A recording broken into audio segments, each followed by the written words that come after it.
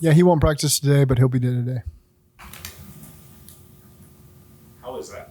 Is that just a conversation with you and him during the course of the week? Because he kind of said it's up to how much pain he can tolerate. I mean, how do you handle that type of a thing? Ultimately, we have to make a really sound decision as the week goes. Of where he's at medically, how he feels. So again, you're afforded a couple more days here on Wednesday. So we'll just see where it goes during the week.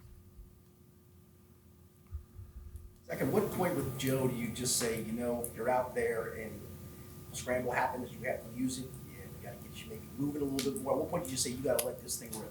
Yeah, I'm just going to trust Joe on how he feels with that stuff.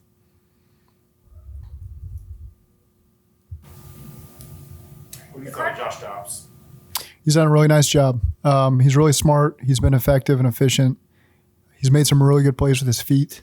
That's shown up on those key downs, third downs. He's made some plays. He had a great run against Dallas early in the second play of the game, had like a 50-yard run.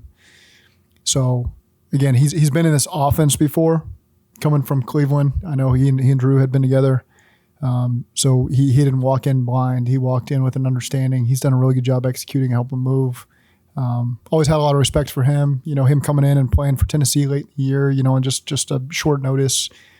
He's always a guy I think that's had a lot of respect from coaches around the league, just how he handles his business and operates. And it's no surprise that he's been effective there, just being acquired right before the season, got out there and played well and led that team, and got a lot of respect for him and how he's played. Cardinals have, I guess, surprised a lot of people in maybe being able to play teams closer than some might have expected, and then beating the Cowboys. What are they doing well defensively? Their guys believe in what they're doing. They're playing with great effort. They're getting the most out of different guys that they're putting on the field with their different personnel packages. So again, it's guys that believe in what they're doing and have been really detailed with how they're doing it, and have done a good job. Giving them opportunities to go win games. They won the one 2 weeks ago. Fought hard against San Fran.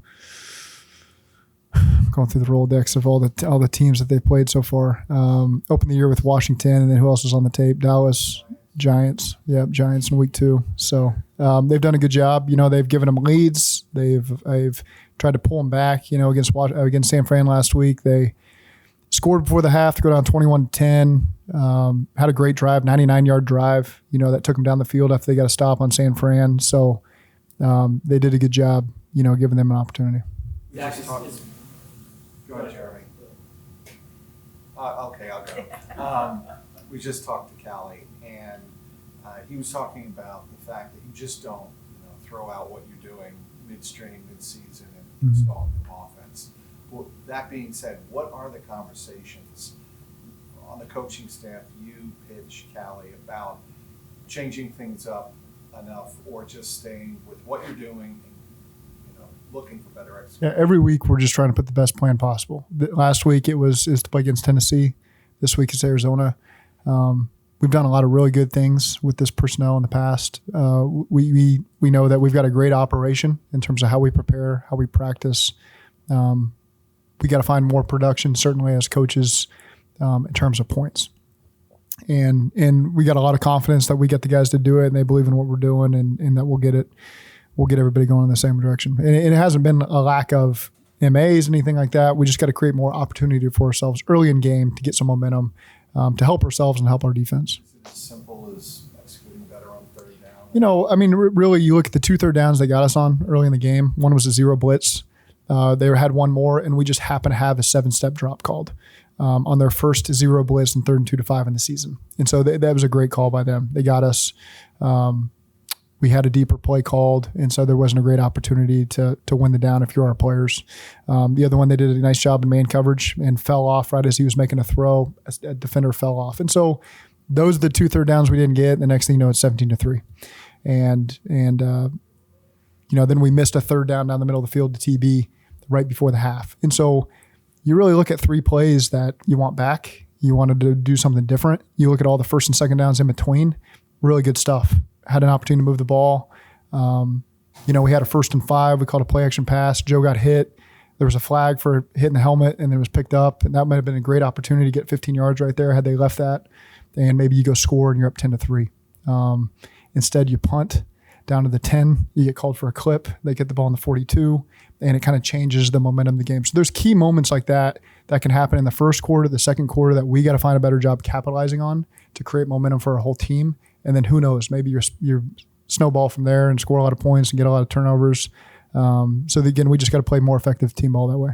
Yeah, we saw Joe. That was a long-winded answer for probably the question you asked. Long answer to a short question. Yeah. It's great. Appreciate it. We can go through every snap of the game if you want to. I've watched it a few times.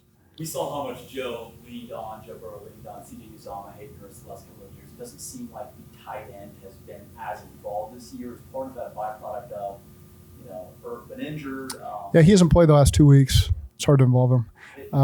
But those other guys, when their numbers called, it's kind of been dispersed. Drew's had a few catches. Mitch had a nice screen the other night. Tanner stepped up big in that Rams game. He had a nice catch down the seam.